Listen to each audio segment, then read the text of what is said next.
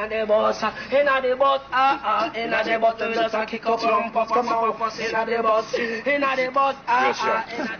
was in Jamaica for a week and doing a story on Kid Reggae stars, two in particular, Ganj T and Scrapehead.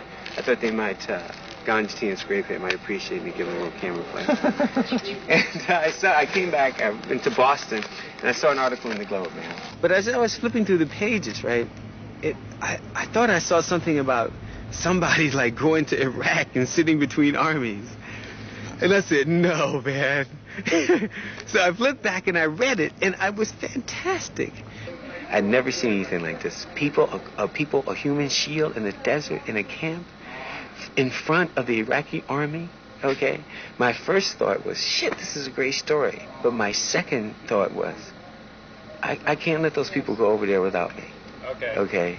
I mean, I thought, if there's a possible way for me to join them, I want to be there with them. This is the group of people I want to be with at this time.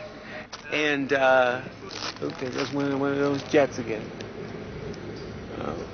I'm a black American, and Bush had astutely put the deadline on Martin Luther King's birthday, January 15th. Martin Luther King's birthday, I considered the symbolism of January 15th, Martin Luther King's birthday, and thought that Bush was assaulting an idea, man, an idea of peace, by putting it on. It could have been January 18th, January 20th. Okay, it could have been anything, but he chose that on purpose, and I was pissed off at him for desecrating Martin Luther King's birthday. So I figured if he was going to do this, I was going to spend Martin Luther King's birthday in a peace camp between two armies. Now, I had no idea, okay, how I was going to pull it off. I didn't even sleep at night, the night before. I was so afraid that I wouldn't wake up in time. I thought I would wake up too late and other people would flood calls in and take up all the spaces. Because I figured there would be a limited number of spaces because a plane can only hold so many people. And then I thought, oh shit, man. You know, this is like Monday. Okay. And you were not concerned about the danger? I wasn't concerned about the danger. I was scared to death. In fact, I was scared shitless the entire week before I came. There were 2 points at which I was very afraid. One, when they said you can go. And I thought... That's serious. I know. And we have this on tape, man. I turned to my partner and go, oh, shit, I'm going now. What do I do? Okay? And the other time was when I actually went to the training session and saw that there were people who were actually going to do this because I didn't believe it. We had been told, oh, no, there's another thing very important. On the Friday night, man, before we were supposed to come, I called Jordan and talked to Claire Boyce. And I asked Claire a very important question. Claire, are there any gas masks in this camp? And she said no.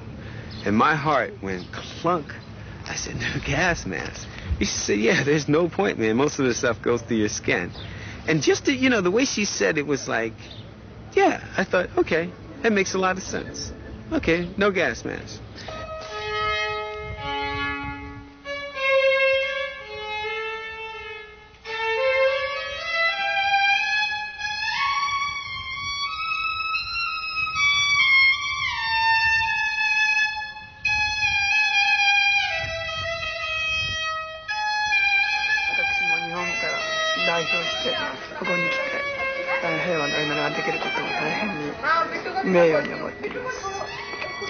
I was very pleased to be here on today, 15th of January. I think this is a very critical day and moment in history. And I'm pleased to be with lots of people who come from all over the world for peace, and very honored to be part of this camp. I know a little bit. What language do you speak? Hindi. Okay, you can speak in Hindi. You know? No, but I'll get somebody. Yes. मुझे अच्छा लगा यहाँ आने का क्योंकि सब आते थे और मैंने बोला उसके साथ में जॉइंट हो जाए. I am Dr. Ahmad from Iraq, from Karbala, a holy place in Iraq. And I came here to the peace camp because all we love peace and we wish to war not to happen. And I am very happy here. Thank you very much. No speaking. Dylan, you can answer in Arabic. Yes, I did. I left 3 sons, 3 grown-up sons, who I hope are with me in spirit. Well, I know they're with me in spirit. And I miss them very much. part of my attraction to this was that it was quote-unquote non-aligned, it was independent. Why?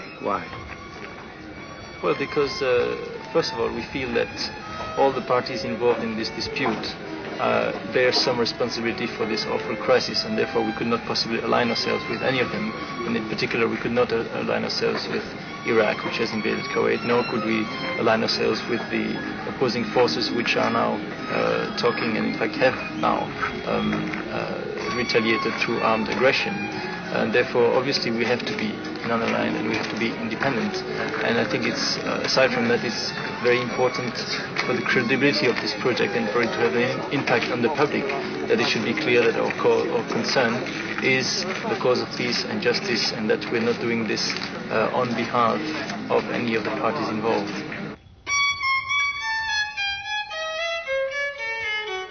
Because I think people here are not suicidal. I think that these people are, especially myself, are anything but prone to committing suicide. But I think we're willing to take some serious risks to try and make a difference in a non-violent way, and that's pretty hard to do without some experimentation. And I think we're involved in experimenting in non-violent revolution and struggle. Reporting from the French capital, Stephen Deck. The Prime Minister, Mr. Rocard, all hope of a diplomatic solution now seemingly gone, told his fellow socialists that the moment for recourse to the use of force against Iraq had, alas, come, after all that they had done. We came here from about 16 or 18 different countries. We came here, 14 different countries. We came here for the idea of peace. We came here to put ourselves between two armies. We came here in peace. We leave in peace on this day, January 27th, 1991. And may God have mercy on all our souls.